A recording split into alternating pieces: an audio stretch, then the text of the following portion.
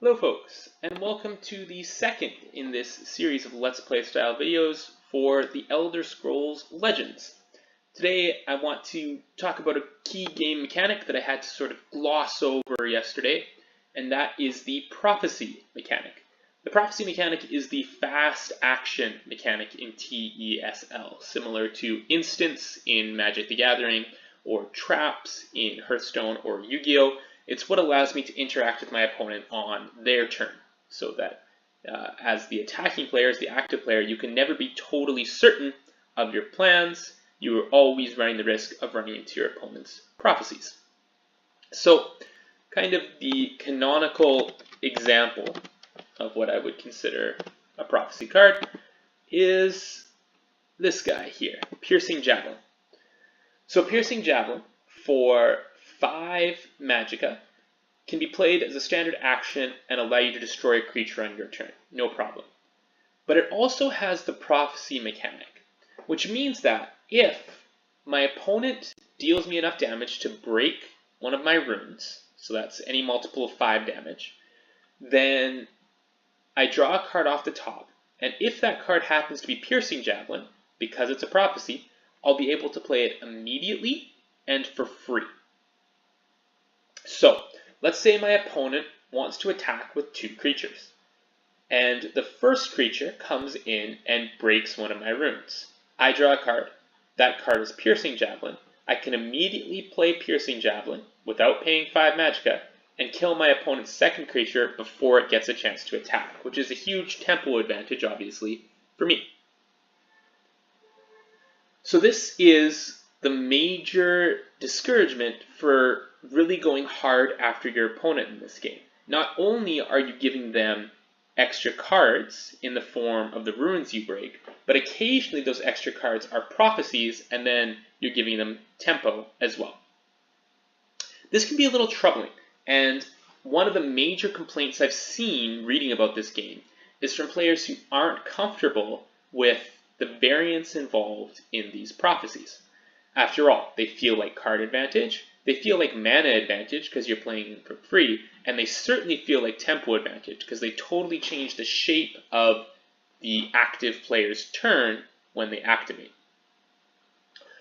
That being said, they're not truly card advantage.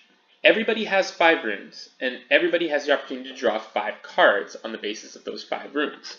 They're a natural part of the game's resource system, and they're not different depending on how different players construct their decks. There's certainly no element of variance to them, because you have total control of when your opponent's runes break, and you can always strategize around that. They're not mana advantage either. Even though you are getting to play what looks like this 5 mana prophecy for free, the effect of destroying a creature is not an effect that's inherently worth 5 mana. In fact, we can look at other cards, like this Edict here, which is an even greater action. It destroys an enemy creature or support, and only costs 4. So we can see that, in terms of efficiency, the effect of destroying an enemy creature is probably only worth 4 mana, or even just a little less than 4 mana. I'm paying a premium every time I cast Piercing Javelin from my hand. And certainly I'm going to end up casting this card from my hand a whole lot more often than I am casting it as a prophecy, because you draw more cards naturally than you do as a result of broken runes. So every time I cast a Piercing Javelin from my hand, I lose mana efficiency. Then, on the rare occasion I get to play when it's a prophecy, I get that mana efficiency back, and I break about even overall. The only thing that the prophecies really represent is a tempo advantage, and that's just something you need to learn to play around. That's part of the skill of the Elder Scrolls Legends. So, I really want to show these prophecy actions in action. So I'm going to put a quick deck together here, and then play a game with it. Now, I haven't talked much about the deck building process in TESL. I'm hoping to do that in the next video, so I'm going to gloss over some of the details here. And this deck is going to go together incredibly simply. I'm only going to take 6 spells that don't have the prophecy keyword. I'm going to take 3 of these Firebolts, and then 3 of these crushing blow spells. And then I'm just going to search up every card I have in the intelligence attribute, the blue cards, and the agility attribute, the green cards, with the prophecy keyword. And that's how I'm going to build my deck, just filling it 90% full with prophecies. I'm picking blue and green because while all colors do have prophecies in them, blue and green are the colors where the prophecies tend to be aggressive. So we saw the yellow, the willpower prophecy, was more of a defensive card. These prophecies are, on the whole, a little bit more aggressive. Okay, there's my 50 card deck assembled. Let's take it into battle here. I'm going to play first against just a medium level computer to try to show off what the deck does, and if that goes well, we'll take it into battle against an expert level computer. The strategy is pretty good. It's not any worse than the decks that you get for free when you play the game. It's certainly more effective against dumb computer opponents than human opponents. It's really based on the assumption that my opponent is going to attack me as often as possible, and therefore I'm going to activate all of my prophecies, all of my runes, fairly quickly. A human opponent would probably lay off a little bit once they realized what my deck was doing, and that would weaken it considerably. But against an AI, I'm pretty happy with what's going on here. So, as a reminder, this is our battlefield. I have 30 life, my opponent has 30 life. This is the field lane, the lane that involves kind of long-term advantages. This is the shadow lane for kind of quick battles. And the battle has begun. My opponent has this 1/1 that also grows and gains a random keyword every time that it hits me. So I have to decide on my first turn here, do I want to try to kill this thing before it grows out of control, or do I want to move over to the other lane and get an attack of my own going? With this deck, I always want to be aggressive. I always want to be the beatdown. My opponent hitting me is only going to allow me to activate my prophecies that much more quickly. So I have zero issue with that.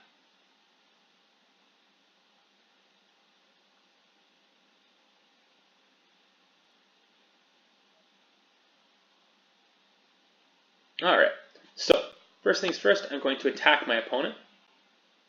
I would have loved the opportunity to use the Firebolt to kill my opponent's 2/2. Unfortunately, it gained the Ward keyword when it hit me, and Ward prevents the first bit of damage that would be dealt to it. So there's nothing I can do about that 2/2 for now. Instead, I'll just continue to build my attacking presence over on the other side here.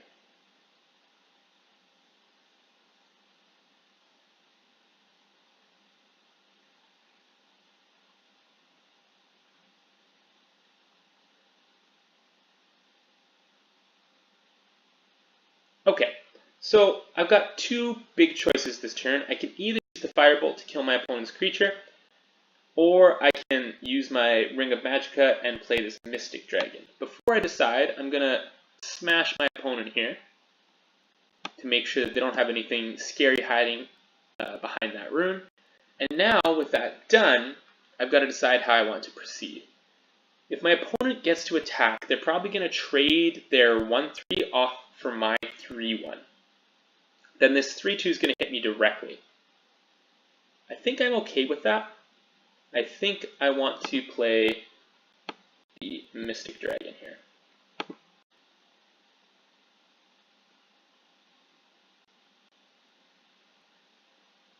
Okay, I lied. So my opponent just wants to go to my face. That's awesome by me. It means that he's activating my prophecies more quickly, allowing me to get more attackers into play.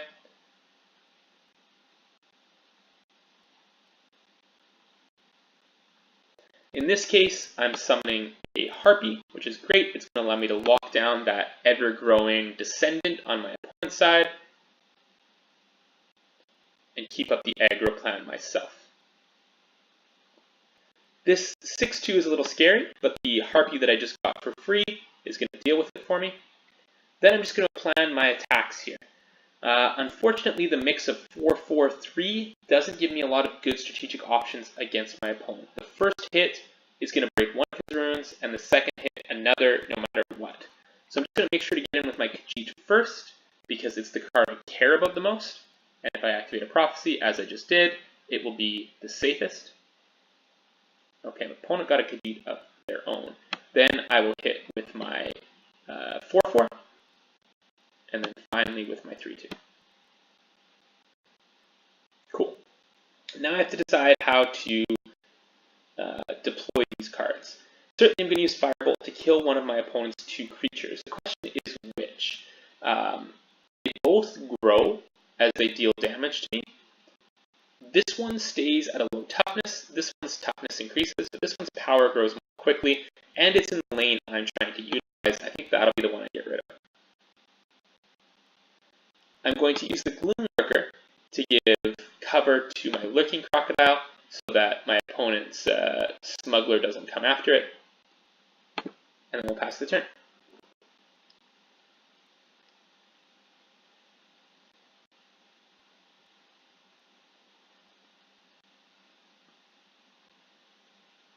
Alright, so our aggressive plan has paid off. We're very likely to kill our opponent's turn if we don't reveal any scary cards from them. So far, so good. Okay, and that's just it.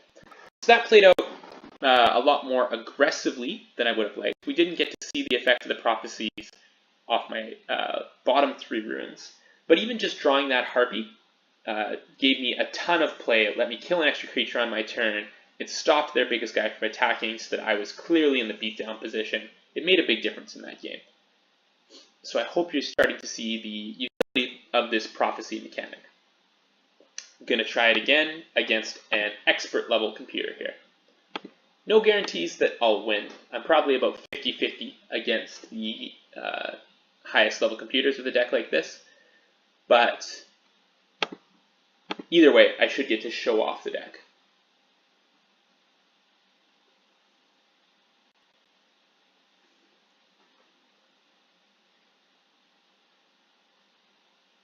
Okay.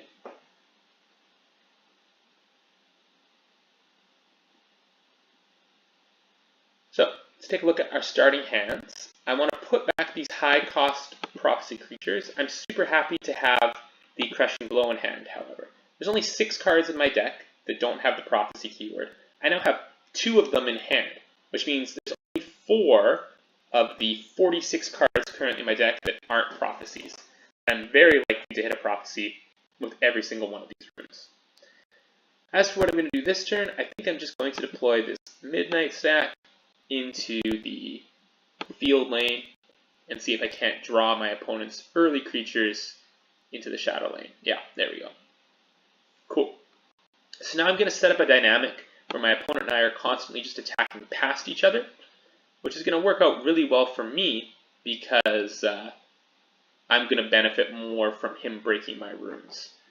Now, I could use either of these spells to kill his 2-2. Do I want to do that? I do want to take as much damage from him as possible, but I also don't want to waste my mana efficiency. So I think I'll play the Shrieking Harpy and lock down his guy for this turn.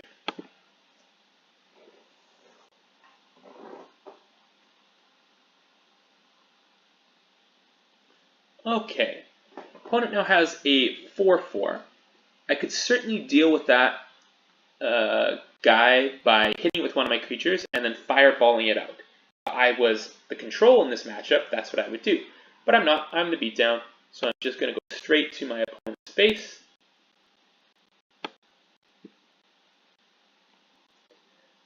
And then, using my Ring of Magicka, I'm going to put the Mystic Dragon into play, now into the Shadow lane, because it would be an unfavorable trade with the Nimble ally.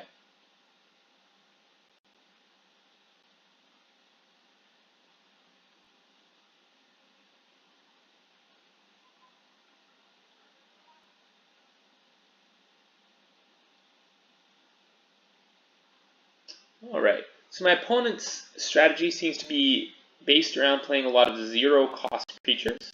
It's not often a deck like this can outvalue its opponent, because I play a lot of low-value cards. That's the downside of playing these prophecies, but in this case, I should be able to. I'm going to kill the 4-2 on my opponent's side. I'm going to crack over for 4 damage. I'm going to spend the last jewel on my ring to play this Sparking Spider, and then I'm going to let my opponent go.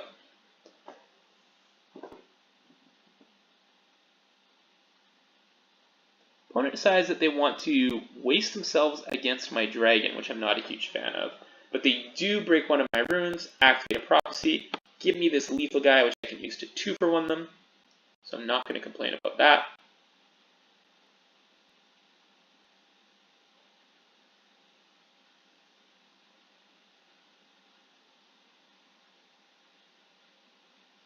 Okay.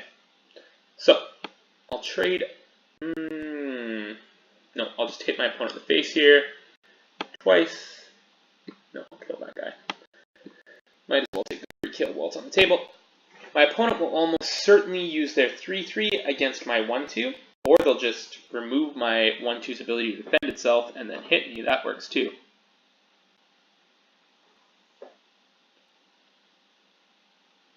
And then come after me directly. Things look dire here, but you got to remember I am drawing so many extra cards when my opponent actually starts attacking me that I can come back from a bad position very quickly. Okay, let's just hit the face. And then we're going to use this Ransack spell to remove this offending creature from this side of the board.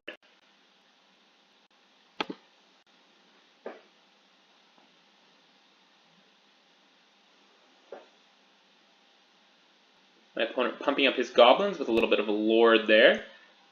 Activating my prophecies and finding one of my better ones. This Fate Weaver, when it comes into play, draws another card, and if that card happens to be a prophecy, which it almost certainly will be, I can play that card immediately. So I'm just chaining these Fate Weavers together now into a Faith's Witness, which is a little worse. It just draws a card, it doesn't play it as a prophecy. Still, my opponent came over for 5 damage, and I was able to deploy 9 power worth of guys as a result. I think that's a very favorable situation for me. In fact, I might be in a position to just win the game on my turn now.